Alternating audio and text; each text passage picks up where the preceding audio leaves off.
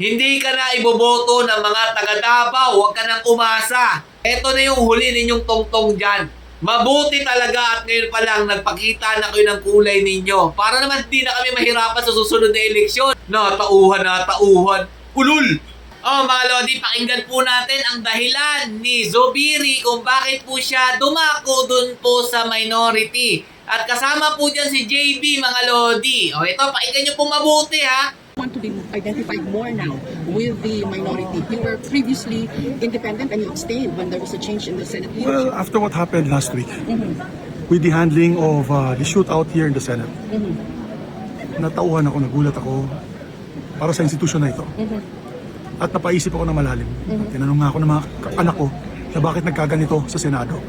So, I prayed hard and discerned. I sought for discernment.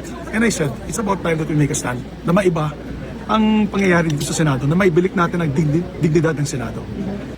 Anong pinagsasabi mong natauhan ka dahil sa nangyaring gulo sa Senado? First time in history daw po yun, mga Lodi. At kung tatanungin natin siya, mga Lodi, sino po ba ang nagsimula ng gulo dyan sa Senado? At sino yung mga nagpaputok ng barel? Sino ang nagpumilit na sumugod dyan sa loob ng Senado? Tapos sasabihin mo na tauhan ka, ang kapal ng mukha mo. O baka naman kaya ka nag-abstain muna, kasama dyan si JB Ejercito, syempre mag-aantay kayo ng magandang offer. Tama ba o mali? Kasi kung paninindigan mo yung sinabi mo na kaya ka pumunta sa minority, natauhan ka, dapat sa majority ka pumunta kung totoo man yun. Dahil sa mga nangyaring kaguluhan dyan, baka na po yan ng administrasyon. Tapos yung kinampihan nyo naman, kakampi ng administrasyon ni Bongbong Marcos Jr. Tapos ngayon sasabihin mo na tauhan ka, ang kapal na mukha mo talaga, Zubiri. Balimbing ka lang talaga. Pero maganda naman yung ginawa mo dahil mas natauhan kami sa ginawa ninyo.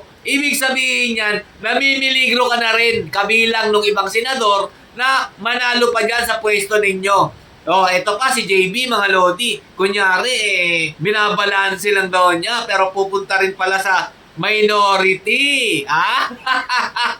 Papunta-punta ka pa dito sa Davao. Nangihikayat ka pa ng mga riders dito. Ang kapal na mukha mo. Hindi ka na iboboto ng mga taga Davao. Huwag ka nang umasa. Ito na yung huli ninyong tongtong dyan. Mabuti talaga at ngayon pa lang nagpakita na kayo ng kulay ninyo. Para naman hindi na kami mahirapan sa susunod na eleksyon. Natauhan.